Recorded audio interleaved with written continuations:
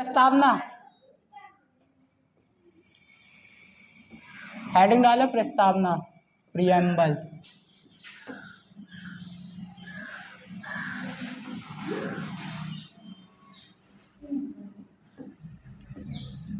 देखो सबसे पहले अगर हम बात करें प्रियम्बल की, तो बताइए इसकी शुरुआत कहाँ से होती है? प्रस्तावना की शुरुआत पहला ही एग्जाम में क्वेश्चन पूछा जाता है कि बताइए प्रस्तावना की शुरुआत बताओ। यूएसए से शुरुआत होती है, फिर कहाँ तक जाती है? ऐसी क्वेश्चन तुम लोग है। इसकी जो शुरुआत होती है पहले ही आपने पढ़ा होगा, हम भारत के लोग। ये नहीं पूछा कहाँ से ली गई है, ठीक है, ये पूछा है कहाँ से शुरुआत हुई, हम भारत के लोग। प्रस्तावना का आधार क्या है? एग्जाम में पूछेगा कि बताइए प्रस्तावना का आधार क्या है? अरुण आंसर बताओ, प्रस्तावना का आधार क्या? प्रस्तावना का मतलब क्या है? क्या कहती है प्रस्तावना?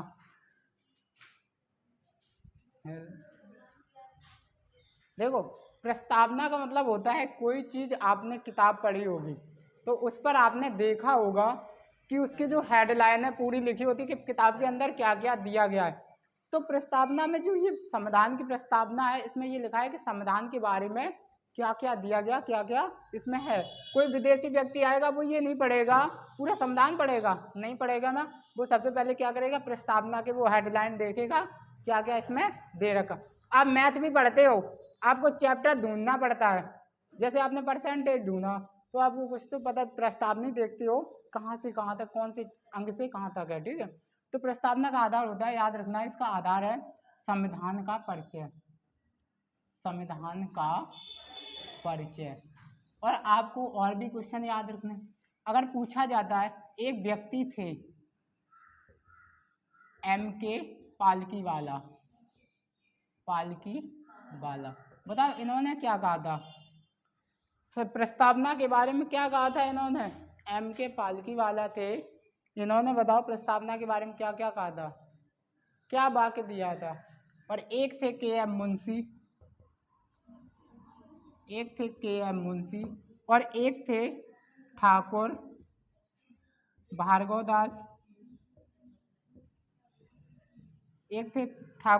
दास, और भी कोई थे, ठीक है। और बताओ जल्दी बताओ, यानी कि जो KM मुंशी MK पालकी वाला थे, इन्होंने ये कहा था जो प्रस्तावना है, प्रस्तावना हमारे दीर्घकालीन संविधान का स्रोत है। यानी जो हमारा संविधान बना है इसमें जो संविधान सभा के लोग थे उन्होंने जो विचार रखे हैं वो किसमें है? प्रस्तावना में, संविधान के। KM मुंशी ने क्या कहा था बताओ? इन्होंने दो बातें की थी, यानी प्रस्तावना संविधान की आत्मा है, और दूसरा प्रस्तावना संविधान की जन्मपत्री है, आत्मा नहीं कहा, वो नहीं कहा था, ठीक है, दर्पण नहीं कहा था। इसके बाद ठाकुर भार्गव दास ने क्या कहा था? इन्होंने भी कहा था संविधान प्रस्तावना संविधान की आत्मा है,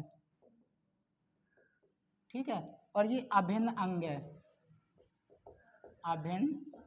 है। तो यहाँ से देखो क्वेश्चन आपके कैसे बने। प्रस्तावना शुरुआत कहाँ से होती है? हम भारत के लोग, यानी कि बात करें हम भारत के लोग, ये किस देश से अपनाया गया हम भारत के लोग, और किस संघ से अपनाया गया बताओ? यानी जो हम भारत के लोग आपके UNO के वाक्य से अपनाया गया, और आपको पता होगा जो UNO में चलता है हम संयुक्त राष्ट्र के लोग, जो हम संयुक्त राष्ट्र के लोग हैं उनके बारे में बताते हैं। यानी आधार क्या है प्रस्तावना का? संविधान का परिचय। व्यक्ति थे एम के पालकीवाला ने क्या कहा था, प्रस्तावना हमारे दीर्घकालीन संविधान का स्रोत है। इसके बाद के एम मुंशी ने प्रस्तावना संविधान की आत्मा और प्रस्तावना संविधान की जनपत्री है। ठाकुर भार्गव दास थे, इन्होंने कहा प्रस्तावना संविधान की आत्मा, इन्होंने भी कहा था, और कैसा है, संविधान का अभिन्न अंग है। ठीक है। इसके बाद प्रस्तावना की बात करें तो इसमें संशोधन कितनी बार हुआ, संशोधन, तो याद रखना इसमें एक बार संशोधन हुआ है, और कौन सा हुआ, 42वां संविधान संशोधन 1976। ठीक है। और इसमें 3 शब्द जोड़े गए थे, समाजवादी, पंथ निरपेक्ष और अखंडता। पहले इतना लिखो फिर समझ।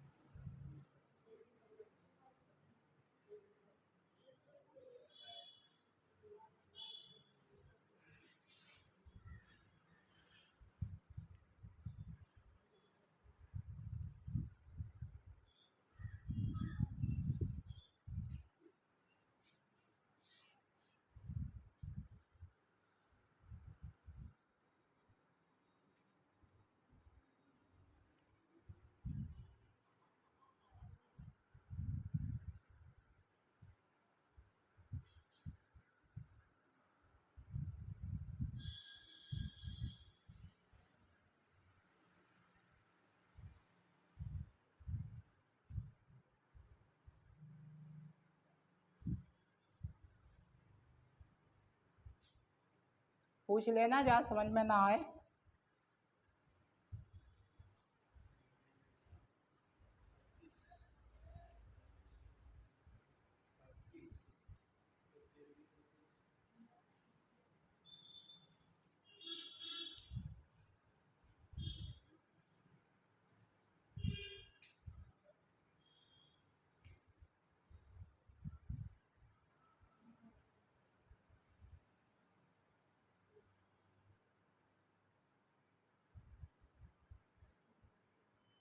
यहाँ तक आया समझ में, नहीं आया?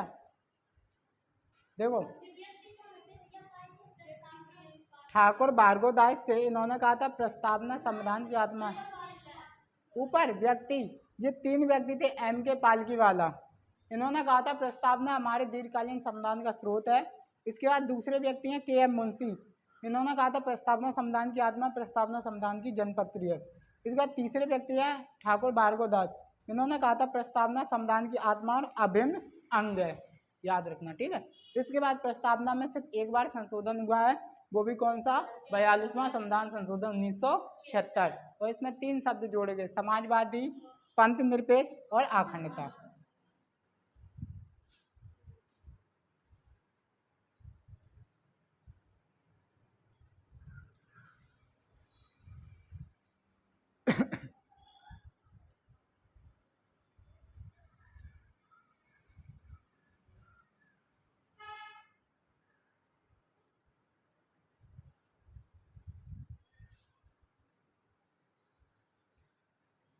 जो पॉइंट पहले ना लिखे हुए हैं बस वो लिखते जाना, जो नए पॉइंट दिखे हैं।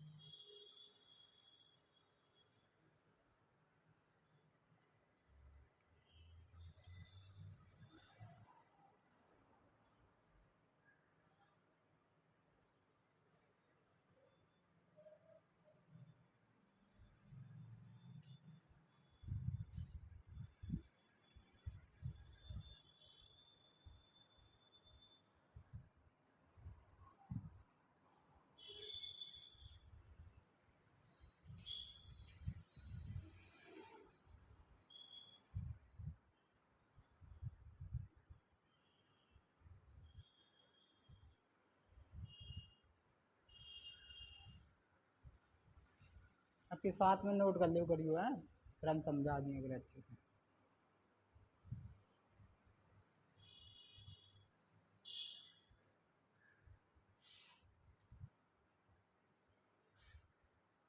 ये बाद में लिख लियो पॉइंट, संशोधन वाला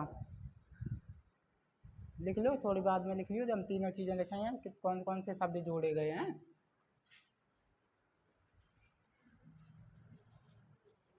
क्या हुआ?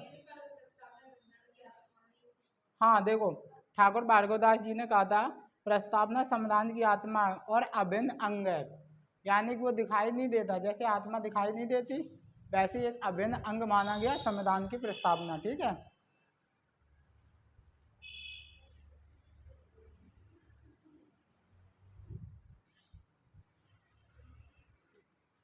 लिख चुके? ये बाद में लिख लेना, लिख गया तो कोई दिक्कत थोड़ी नहीं है। लिख चुके? हटा दें?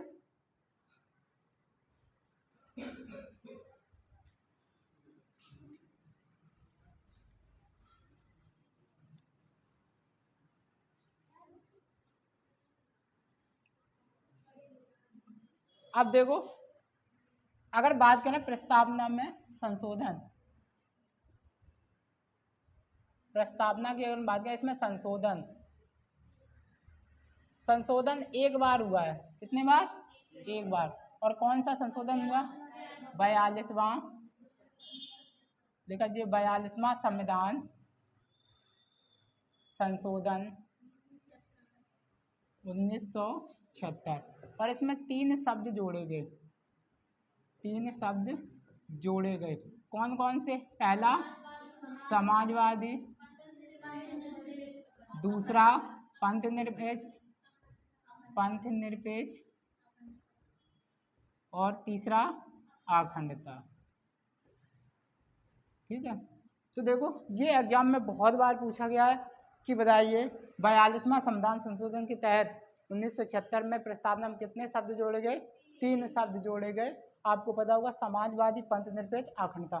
42वां संविधान संशोधन ऐसा संशोधन है जो पूरे संविधान में कहीं ना कहीं संशोधन अगर ज़्यादा हुआ है तो वो इसी का हुआ है।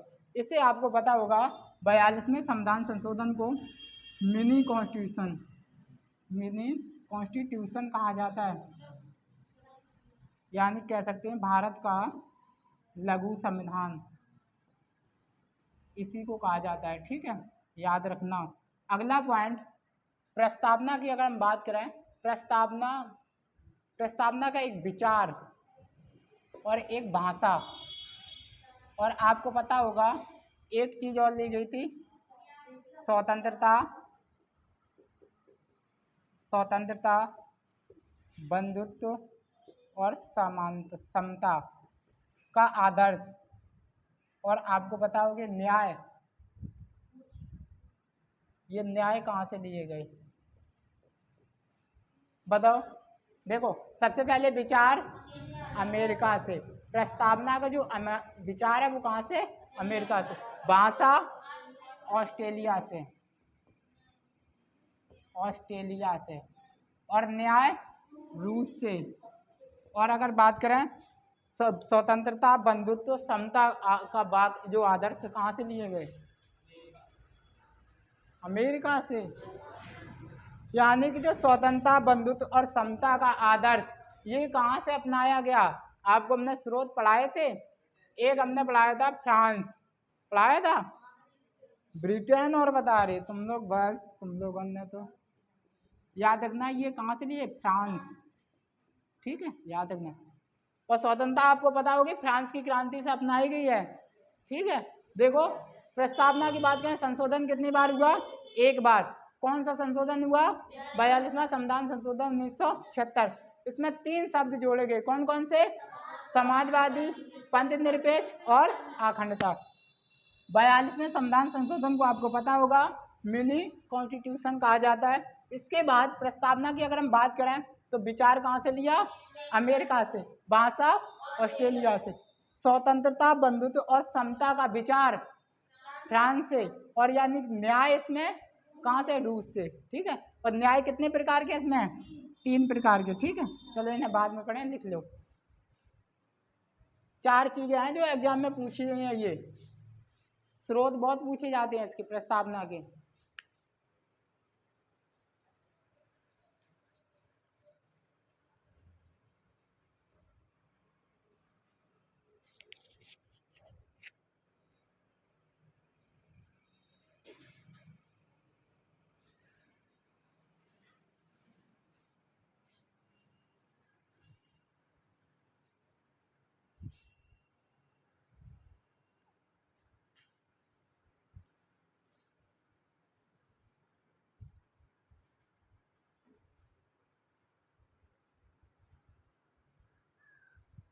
असीलू का नहीं आया, छुट्टी कर हमने क्या कर देगी।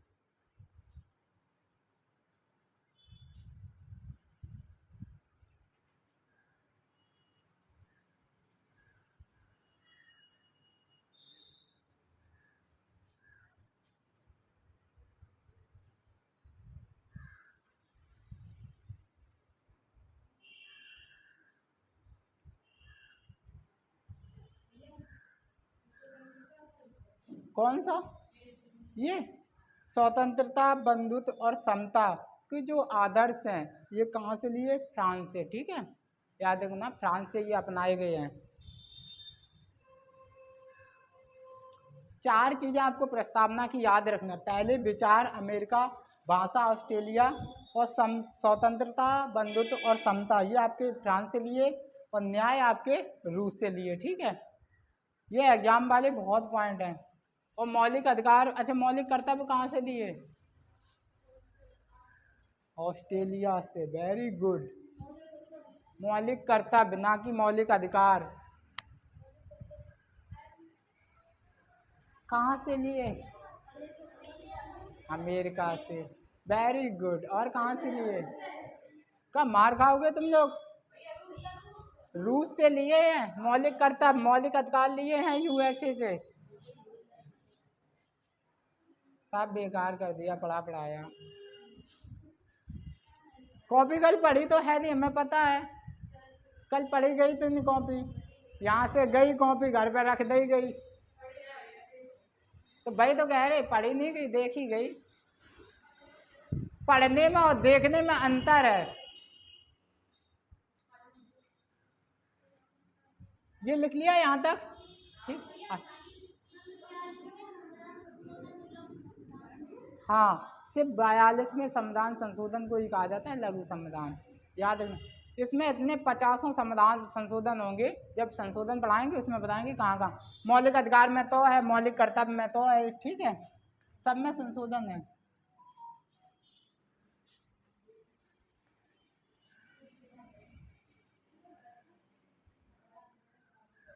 अब देखो, अगर हम बात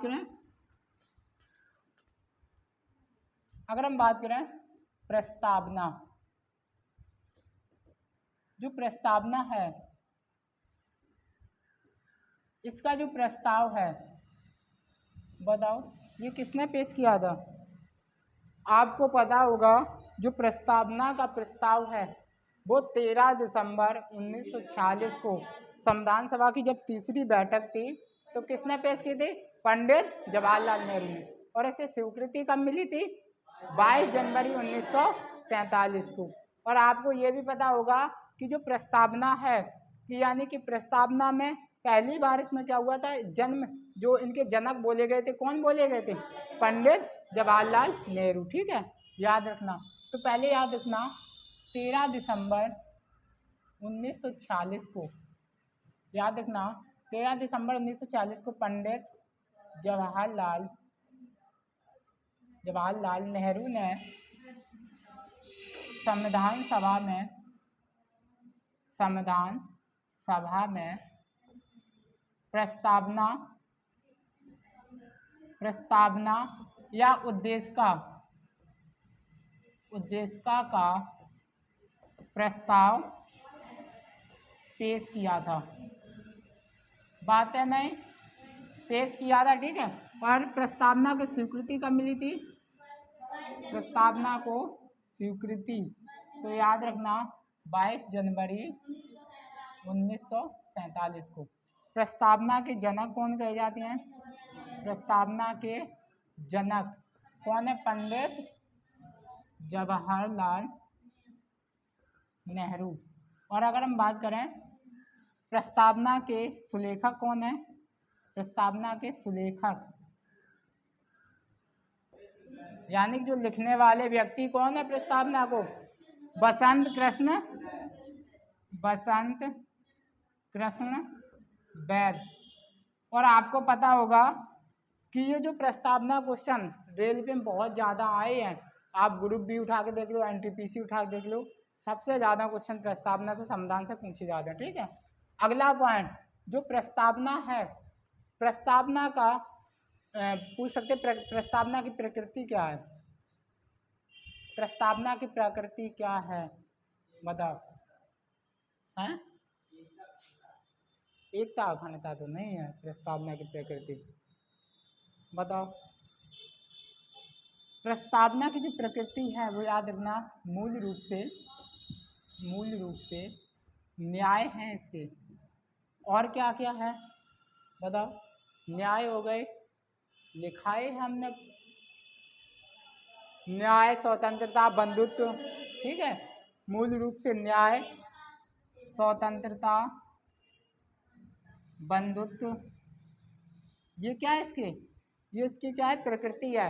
और आपको पता होगे न्याय यहाँ पे जो दिए गए हैं इसमें कितने प्रकार के न्याय हैं? 3।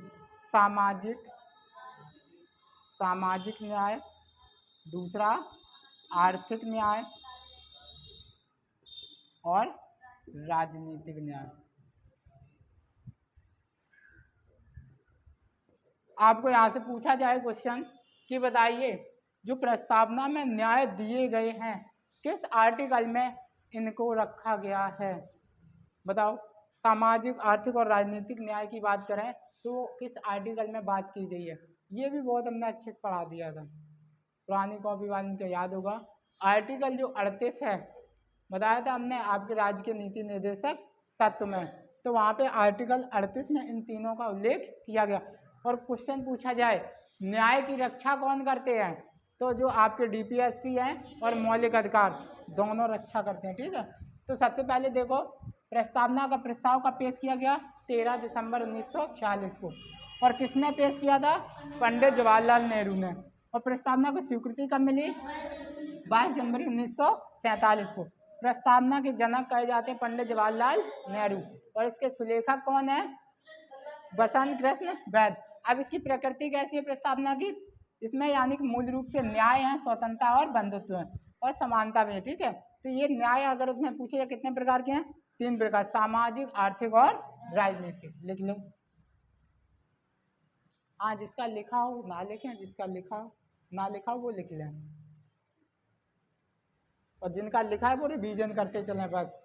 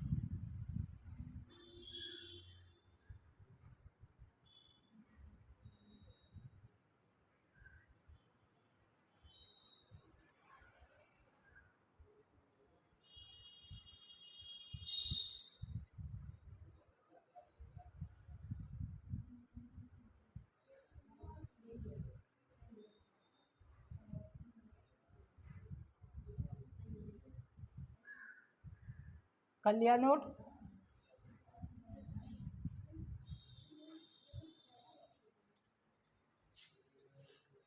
देखो, अगर प्रस्तावना के प्रस्ताव की बात करें 13 दिसंबर 1946 को संविधान सभा की जब तीसरी बैठक हुई थी इसमें पेश किया गया था, ठीक है।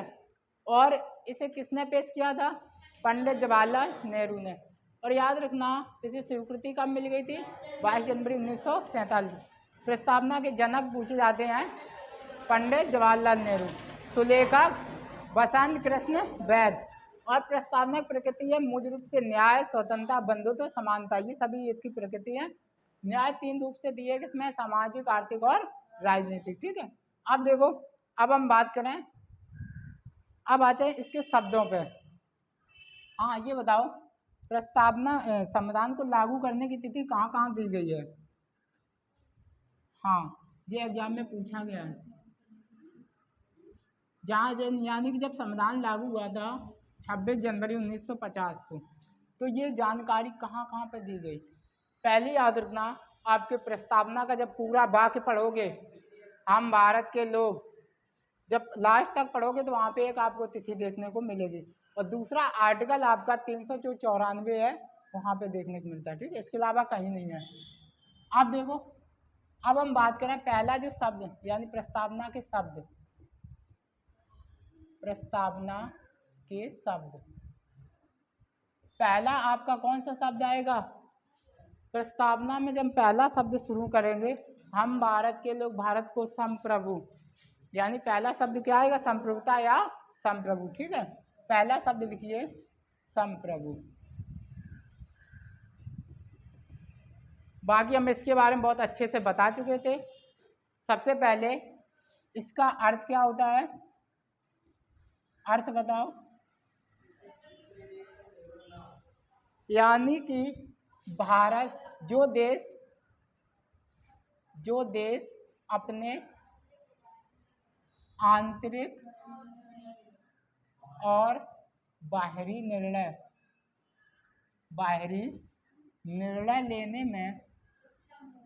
लेने में सक्षम हो, वो क्या कहलाता है?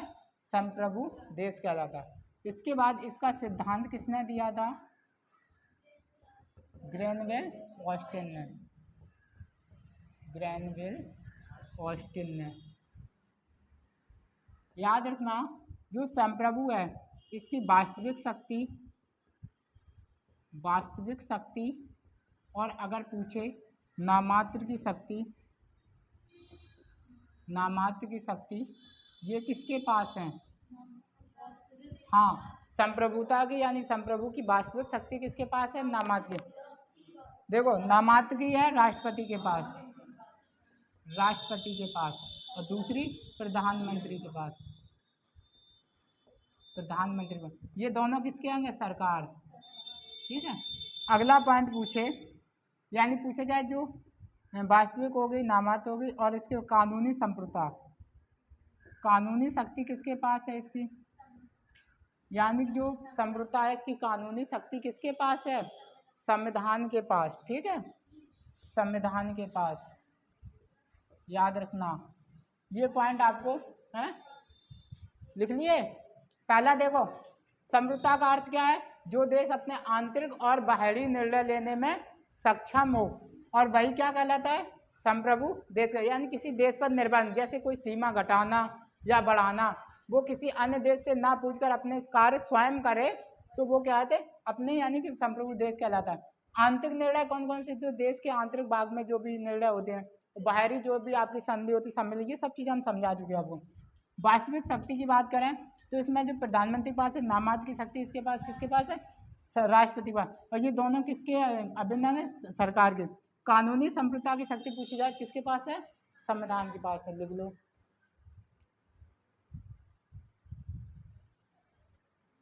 और भी है लोक संप्रभुता की शक्ति, ये चीज़ें सब नहीं लिखे हैं, जो मैन है वही लिखाई हैं। 2 महीने में एग्जाम है, अगर वही पढ़ा रहे हैं ना तो हो गया बस।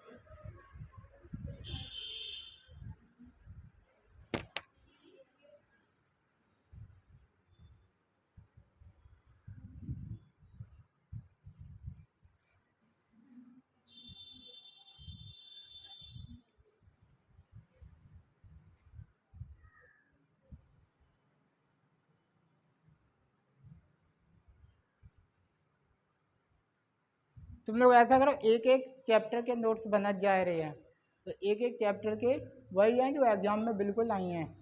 तो ऐसा करो, एक एक चैप्टर अब रोज रोज फोटो कॉपी करा लो करें, 2 दिन बाद 3 दिन बाद। तो ऐसे कहा तुम लोग याद कर पाओ, खट्टे दे दिए फिर तुम लोग याद नहीं करो, हमें पता है। एक एक दिन क्या करें कि एक एक चैप्टर, अब 2 चैप्टर ज्योग्राफी के बन गए, 3 चैप्टर पॉलिटी के बन गए हैं जी। तभी तुम कह रहे नहीं, इकट्ठे दे दिए फिर तुम लोग याद नहीं करियो, और इकट्ठे फोटो कॉपी नहीं करिए तुम हैं। ग्रुप में फालतू लोग रिमूव करें हम, और बस नोट्स डाले हैं नहीं, हम सिर्फ देंगे यहाँ पे, हाथों हाथ देंगे, कोई फायदा नहीं है, सिर्फ वही क्वेश्चन। कल हमने उसकी बहुत क्लास ली, ग्रुप में था एक लड़का दीपक नाम का, उसको हमने इतनी क्लास ली। कौन था, शायद अपने यहाँ आता है कौन, दीपक। बाद में यही कहने लगा, भैया सॉरी, गलती को मेरा छोटा भाई ने कह दिया। ऐसी बात हमने, ऐसा हो ही नहीं सकता, छोटा भाई क्यों कहेगा, हमने ऐसा मत बोला करो। कोई बेचारा आएगा इतनी दूर से कोचिंग आए और फिर बेचारा वापस लौट जाए, संडे को पता है क्लास नहीं होती, और वो आए लौट जाए। तुम एक बार हमसे तो कंफर्म कर लेते, कोचिंग चले आए। हाँ, ये नोट कर लिया। तो देखो, संप्रभुता की बात करें, जो देश अपने आंतरिक और बाहरी निर्णय लेने में सक्षम होता है वो संप्रभु देश कहलाता है। और इस सांद्राव, इसकी जो वास्तविक शक्ति है वो प्रधानमंत्री के पास, नामाज की शक्ति राष्ट्रपति के पास, और कानूनी शक्ति संविधान के पास होती है, जो संप्रभुता होती है। ठीक है, यहाँ से एग्जाम में कभी नहीं आए और ना आ सकेंगे क्वेश्चन कभी। जो क्वेश्चन बने हैं वो आपके मौलिक अधिकारों से बने हैं। ठीक है, बताते जाइए जौन से बने हैं। अब देखो, हेडिंग डालो समाजवादी। समाजवादी, इसका अर्थ क्या है? समाजवादी भाई बताओ। हाँ, यानी कि बात है नहीं, परिभाषा देखो, समाज में किसी भी व्यक्ति के साथ सामाजिक, आर्थिक, राजनीतिक रूप में भेदभाव नहीं किया जाएगा। यहाँ पे समझने वाले यहाँ से क्वेश्चन आते हैं, यानी समाज में किसी भी व्यक्ति के साथ आर्थिक रूप से, सामाजिक रूप से और राजनीतिक रूप से भेदभाव नहीं किया जाएगा। अगर पूछा जाए भारत का जो समाजवाद है, भारत का समाजवाद कैसा है भाई? भारत का जो समाजवाद कैसा है? लोकतांत्रिक समाजवाद। ठीक है, कैसा है? लोकतांत्रिक समाजवाद। ये एग्जाम में पूछा गया था कि भारत का जो समाजवाद कैसा है? लोकतांत्रिक समाजवाद। अगर हम बात करें, ये जो शब्द है याद रखना, समाजवाद सर्वप्रथम पंडित जवाहरलाल नेहरू के द्वारा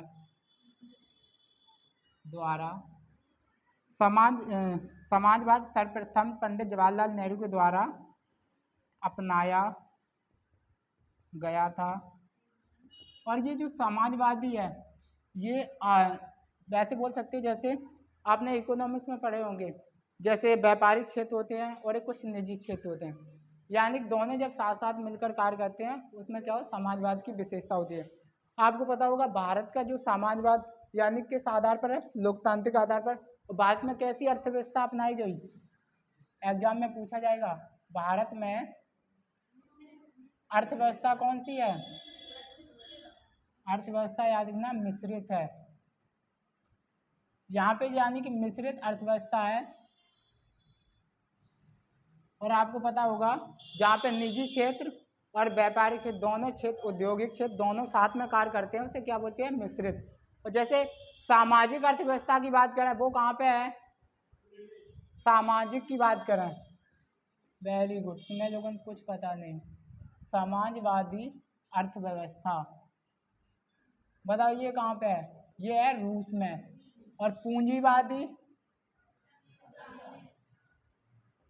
पूंजीवादी अर्थव्यवस्था, ये कहाँ पे आपकी?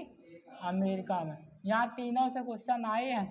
पूंजीवादी क्या है? ये व्यापार औद्योगिक क्षेत्र जो निजी क्षेत्र होते हैं व्यक्तियों के, जैसे वो अपने रेट स्वयं तय करते हैं। जैसे आपने कोई कंपनी खोली, आप अपने प्रोडक्ट का रेट स्वयं तय करते हैं। आपको सरकार पे कोई निजी क्षेत्र, सरकार का कोई हक नहीं होता। वहाँ पे व्यक्ति स्वयं पूंजी लगाता है, स्वयं अपने रेट तय करता है। अब समाजवादी में क्या है? यहाँ सिर्फ समाज के लोगों के लिए कार्य करते हैं। यहाँ पे क्या, सरकार के हाथ में होती है चीज़। सरकार इसमें क्या करती है? रेट फिक्स करती है सब कुछ।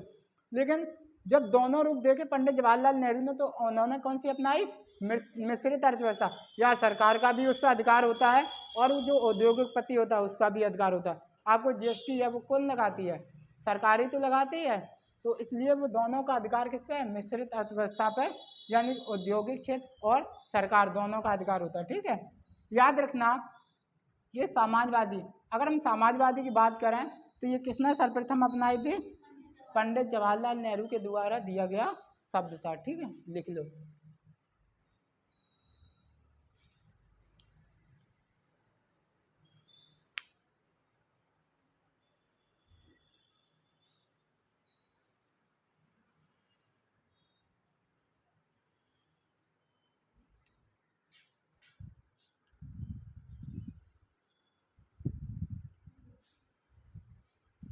ये आपका सिलेबस सिर्फ रेलवे की लाइन है। ये कहो कि आपके बड़े लेवल की लाइन नहीं है ये सिलेबस, इसलिए हम शॉर्ट पढ़ा रहे सब चीज़ें।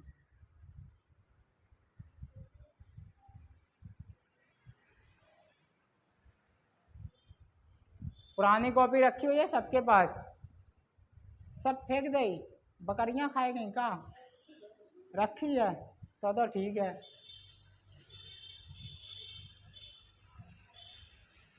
रेलवे में आपके 4 या 5 क्वेश्चन आने हैं पॉलिटी के, 5 से ज़्यादा ही आए हैं, 6 या 7 आ सकते। तो सब ऐसे ही क्वेश्चन, बिल्कुल नॉर्मल से क्वेश्चन पूछे हैं, कुछ खास नहीं है जहाँ डीप से जाएं हम। आज से आपकी साइंस स्टार्ट हो जाइए, फिजिक्स। हाँ, क्या तो दी थी हमने उनसे।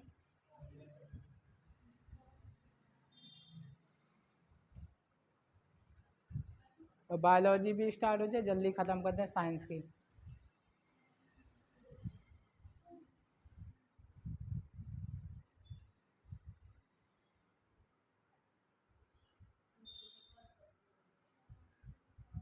तुम्हारे मैथ के टीचर अच्छे हैं, आपके सब क्वेश्चन अपडेटेड क्वेश्चन एकदम जो आए हुए हैं वही क्वेश्चन करा रहे हो, समझ रहे हो?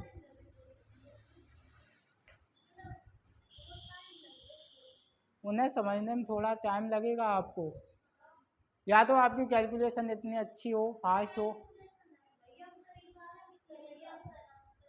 तो वो तो है, टीचर अपने अपने हिसाब से तरीका समझाते हैं ना। लेकिन काटा पीटी में तुम अपना तरीका लगाओ, हमें कोई टीचर पढ़ाए, तरीका हमें उसने समझा दिया यहाँ तक कैसे आना है, हम उसके बाद अपना खुद का तरीका लगाएंगे काटने पीटने में, समझ रहे हो? हमें पता है वो लकीर सीधी लाइन करके आपको काटते हैं, वैसे का मतलब तुम अपना तरीका लगाओ। तुम्हें कहा कैलकुलेशन तो तुम्हें आती होगी,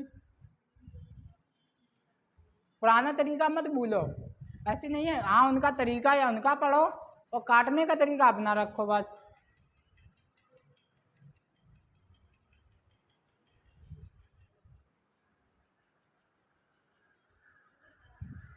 वो तुम्हें सबसे ज़्यादा क्या सिखाते हैं? स्पीड मैनेज करना, कि स्पीड में कितने जल्दी कर सकते हो सवाल। वहाँ ये नहीं कि आप एक्स मानिए फिर वहाँ करिए, फिर वहाँ पे का गुणा करो, कैसे करो, वो ये नहीं सिखा रहे, वो तुम्हें सिखा रहे स्पीड में कैसे करना। क्वेश्चन भी तुम्हें इतने बेस्ट करा रहे हैं। हम तो देखो ऐसा है, जब तुमने कही कि भैया क्लास सही नहीं है, हम रुके और हमने देखा भाई, हमने कि बढ़िया टीचर यार पढ़ा रहे, मैं तो सब एकदम अच्छे से पढ़ा रहे। अब तुम लोगों के नहीं आ रही, वो तुम्हारी समझ। और सबसे बड़ी तुम्हारी कमजोरी कहाँ है? कि तुम्हारे ना रिवीजन नहीं है, प्रैक्टिस नहीं है तुम्हारी क्वेश्चन की। तुमने कहा है लगाए ले, घर पे गए, घर पे आने सोची चलो हम अपनी तरफ से ढूंढ लें क्वेश्चन, गूगल से निकाल लें या कोई किताब से निकाल लें ना, कोई दिक्कत नहीं, छोड़ो भैया, भेजें PDF तो लगा ही है नहीं है। चलो, ऐसा नहीं किया जाता है, खुद मेहनत करी जाती है।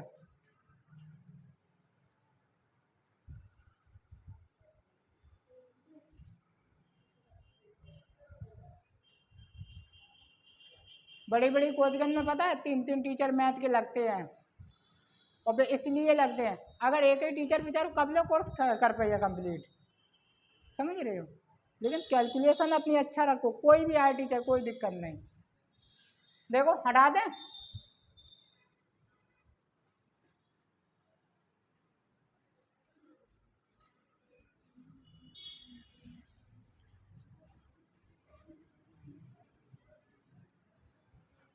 अब देखो हेडिंग डालो, समाजवादीवाद कौन सा है, लोकतांत्रिक। हाँ, लोकतांत्रिक का मतलब क्या होता है, हाँ लोकतांत्रिक का मतलब लोक प्लस तंत्र, लोक का मतलब लोग और तंत्र का मतलब शासन, जहाँ जनता के द्वारा चुना गया शासन क्या कहलाता, लोकतंत्र कहलाता है। यानी इसकी परिभाषा लिख लो, परिभाषा जनता के द्वारा चुना गया शासन ही क्या कहलाता है, लोकतंत्र कहलाता है। ठीक है, यानी अगर हम बात करें इसके उपनाम क्या क्या हैं, उपनाम ना इस नाम को दे के और नाम दे दे, जैसे प्रजातंत्र, जनतंत्र, लोकतंत्र, और बताओ डेमोक्रेसी, ये सभी इसी के नाम है। और भी है लोगों का तंत्र, जहाँ क्या होती है प्रजा भी जनता होती है, जन ये भी जनता होती है, लोग ये भी लोग होते हैं, डेमो का मतलब भी क्या है, लोग होते हैं, लोगों का तंत्र यानी जहाँ क्या होती है जनता, जहाँ शासक चुनती है वो क्या होते हैं, लोकतंत्र होते हैं। अगर हम बात करें लोकतंत्र 2 प्रकार के हैं, एक प्रत्यक्ष एक अप्रत्यक्ष। अच्छा, प्रत्यक्ष लोकतंत्र कौन सा है, अप्रत्यक्ष लोकतंत्र कहाँ है, बताओ जल्दी। प्रत्यक्ष लोकतंत्र अप्रत्यक्ष लोकतंत्र बताओ कहाँ कैसे कहा है। हाँ, ये होता है जो प्रत्यक्ष, जहाँ स्वयं जनता, विकास भैया, जहाँ जनता स्वयं प्रत्यक्ष रूप से भाग लेती है वहाँ क्या होते हैं, प्रत्यक्ष लोकतंत्र। जैसे आप चले जाओ, कहाँ पे जाओगे, जब आपको ये चीज देखने को मिलेगी आयरलैंड में, आप वहाँ जाओगे तो ये चीज देखने को मिलेगी। और वहीं अप्रत्यक्ष की बात करें, जहाँ जनता के द्वारा कुछ प्रतिनिधि चुने जाते हैं और वो वहाँ पे अपनी बात कहते हैं जाके, यानी जहाँ भी जाते हैं। और तो यहाँ पे कौन कौन से देश आए हैं, भारत, अमेरिका, ठीक है ये सब। तो देखो जहाँ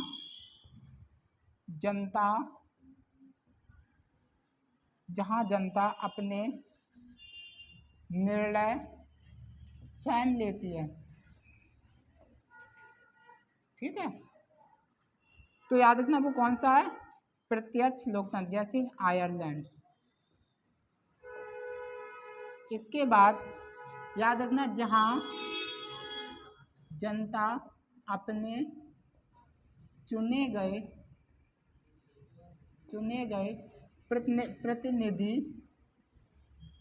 प्रतिनिधियों के माध्यम से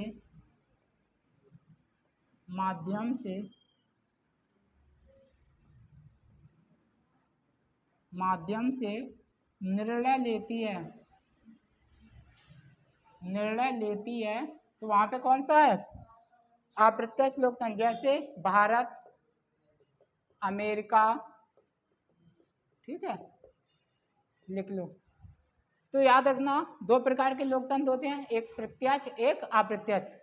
प्रत्यक्ष का मतलब जहाँ जनता स्वयं निर्णय लेती है, जहाँ पे जनता के कुछ प्रतिनिधि जाते हैं वो जनता ही के भाग होते हैं, वो निर्णय लेते हैं, जैसे आयरलैंड। और जहाँ पे क्या होता है, जहाँ जनता खुद स्वयं चुनती है अप्रत्यक्ष रूप से कुछ अपने प्रमुख, वे निर्णय लेते हैं और उनके माध्यम से जनता बात कहती है, तो वो कौन से, भारत और अमेरिका जैसे देशों में, ठीक है। और लोकतंत्र की अगर हम बात करें तो यहाँ आपको एक वाक्य पता होगा, जनता के द्वारा जनता के लिए, वाक्य और बोले, जनता के द्वारा जनता के लिए चुना गया शासन क्या कहलाता है? हाँ, लोकतंत्र कहलाता है। ये किसने कहा था? अब्राहम लिंकन ने, ठीक है, याद रखना।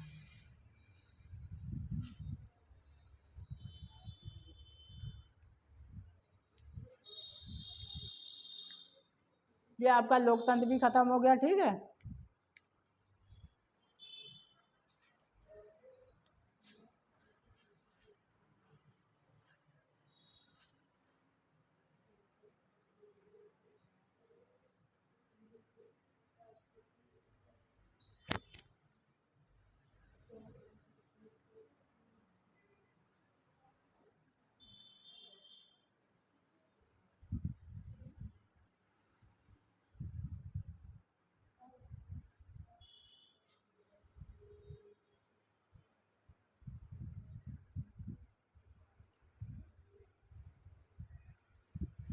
खाई बिट्टी मैथ घर पे नहीं लगाई थी का? हैं? घर पे नहीं पड़े हुए हो? टाइम नहीं मिलो? कहाँ बिजनेस कर रहे थे? कहाँ थे? पार्टी थी? एक हम ही यहाँ घर पे बने रहा, सब पार्टी घूमत। सही कहा। कहाँ रिश्तेदारी में थे? बढ़िया है, तो और भी अच्छी दावत रही हुई है।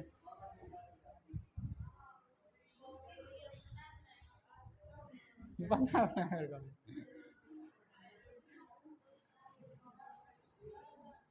देखो, लोकतंत्र जनता के द्वारा चुना गया शासन ही लोकतंत्र कहलाता है। उपनाम प्रजातंत्र, जनतंत्र, लोकतंत्र, डेमोक्रेसी, लोगों का तंत्र, ये सब आपके क्या हैं? ये उसी के उपनाम है।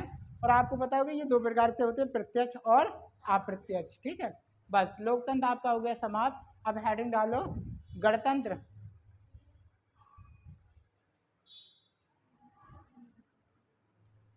और इसमें लोकतंत्र पे ना आज तक आए हैं क्वेश्चन, ना आएंगे। पूछा जाता है विश्व का सबसे बड़ा लोकतंत्र किस देश का है?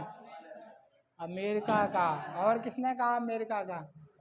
भारत का है, ठीक है, याद रखना।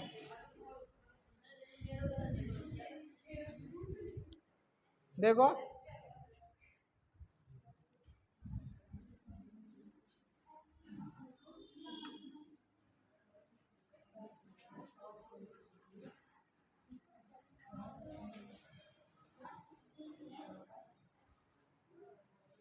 अब देखो, गणराज्य या गणतंत्र,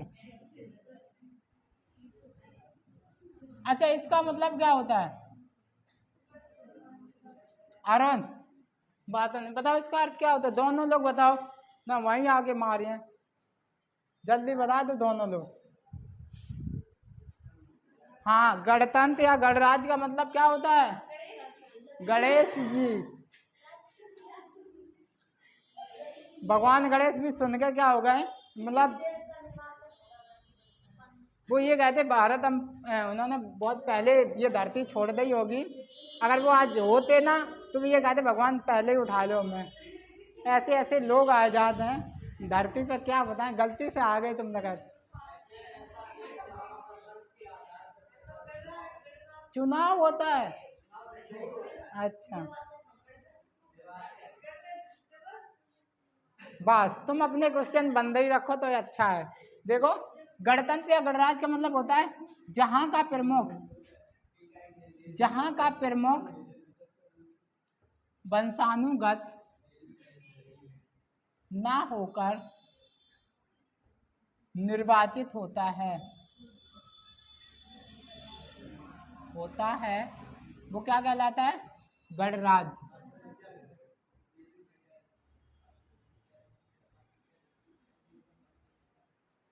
चल, ज्यादा दूर नहीं है बाउंड्री। हमको पता है रेलवे, लेकिन रेलवे जैसे हुनर नहीं दिख रहे तुम में रेलवे जैसे। रेल हाँ यही कर सका तो रेलवे में वो चाय बेचे मूंगफली बेचे वो तो तुम कर लियो, क्योंकि तुम्हें बातें वो अच्छी आती हैं और तुम कर लियो। और या गाँव के तुम रेलवे में नौकरी कर जाओ या टिकट कलेक्टर बन जाओ, ये तुम नहीं बन पाई हो। हाँ वो नौकरी है कर लियो, लेकिन वो तो बिना पढ़े हो जात, वहाँ में थोड़ी पढ़ाई चाहिए, वहाँ पैसा गिनना आना हो बस। हाँ तो ले सको ठेका ले लो, वहाँ पढ़ाई की जरूरत नहीं है, समझ रहे, पढ़ लो। देखो जहाँ प्रमुख जो जहाँ का प्रमुख, जैसे चाहे अपने देश का हो चाहे अन्य देश का हो, जहाँ का जो प्रमुख होता है वो अगर निर्वाचित होगा तो वो कैसा कहलाएगा, गणराज। जैसे एग्जाम्पल में अगर हम बात करें, पहला भारत और दूसरा अमेरिका, ठीक है, जापान, फ्रांस, ये सभी कैसे हैं, गणराज्य। यहाँ पे इनके प्रमुख क्या है, चुनाव होते हैं, ठीक है। अगर हम बात करें ब्रिटेन, ब्रिटेन क्या है, आगणराज्य, आगणराज्य है, क्योंकि यहाँ वंश के आधार पर, वंश के आधार पर शासक बनते हैं। और याद रखना यहाँ पर जो शासन करते हैं राजा, राजा या रानी, ठीक है। तो देखो गणराज्य में बस इतना ही पढ़ेंगे। गणराज्य का मतलब है जहाँ का प्रमुख वंशानुगत ना होकर निर्वाचित होता है वो गणराज्य कहलाता है। जैसे Bharat, America, Japan, France. Britain की बात करें, ये अगणराज्य राज्य। यहाँ पे क्या है, ये प्रथाओं के आधार पर यहाँ पे संविधान चलता है। यहाँ पे क्या होता है, राजा या रानी होते हैं। वो कैसे चलते हैं, वो वंश के आधार पर। अब जो पीढ़ी आगे आने वाली है वो क्या है, वंश के आधार पर यहाँ शासक बनेंगे। गणराज्य कहाँ से अपनाया गया, सब अपनाया गया। गणराज्य कहाँ से अपनाया गया था, स्रोत लिखाए थे कल हमने, गणराज्य गणराज्य गणराज्य भैया हैं, रूस की क्रांति से।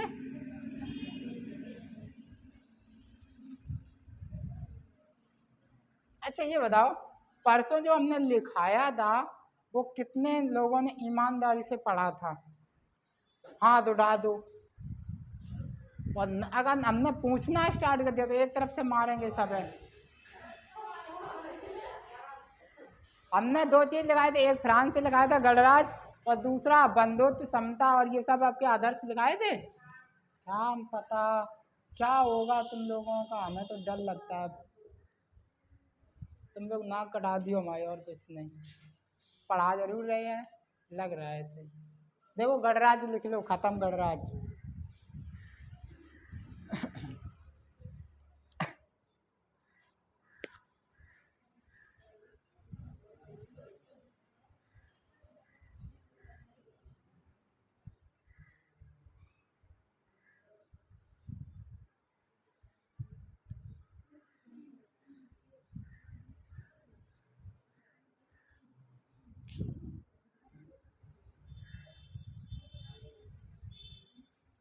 क्या हुआ बेटी,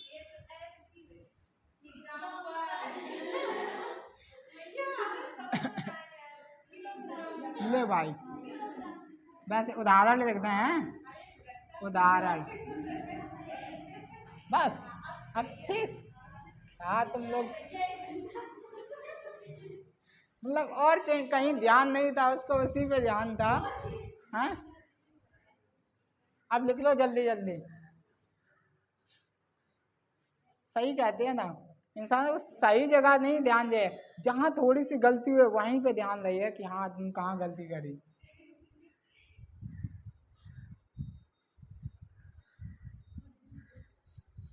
अब देखो, अब आ जाए न्याय।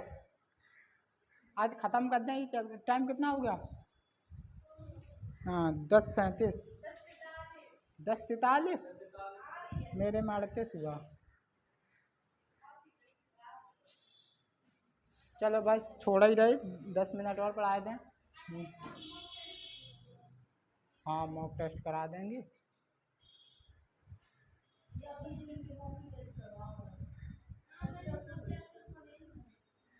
बेचारे नए लोग कहाँ पढ़े हैं।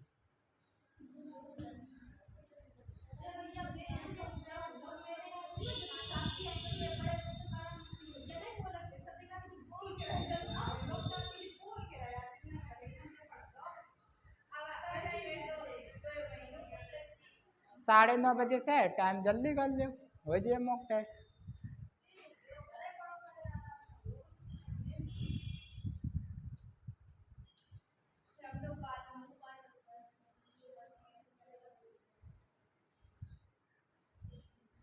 सबसे बढ़िया है 200-250 खर्च करके एक मॉक टेस्ट ले लो, सबसे बढ़िया। हाँ हाँ हाँ, रुपया नहीं है, परेशानी है।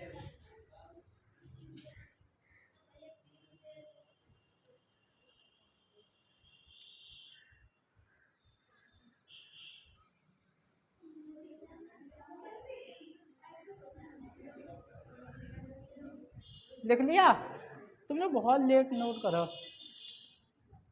हेडिंग डालो न्याय, न्याय। फिर इसके बाद आ जाओ रीजनिंग पे। लास्ट हेडिंग है न्याय। कल ये खत्म हो जाए प्रस्तावना, कल प्रस्तावना खत्म हो जाए। न्याय, जस्टिस, बताओ कहाँ से लिए गए ये, यानी कि ये अपनाए कहाँ से गए? रूस की क्रांति से। Very good. ये कहाँ से लिए गए? रूस से। और कौन सी क्रांति से? रूस की क्रांति। रूस की क्रांति ये कब हुई थी? 1917 में। ठीक है, याद रखना। न्याय के प्रकार कितने हैं? 3। सामाजिक, सामाजिक न्याय, दूसरे आर्थिक न्याय, तीसरे राजनीतिक न्याय। अगर हम बात करें सामाजिक न्याय, सामाजिक न्याय क्या कहते हैं बताओ?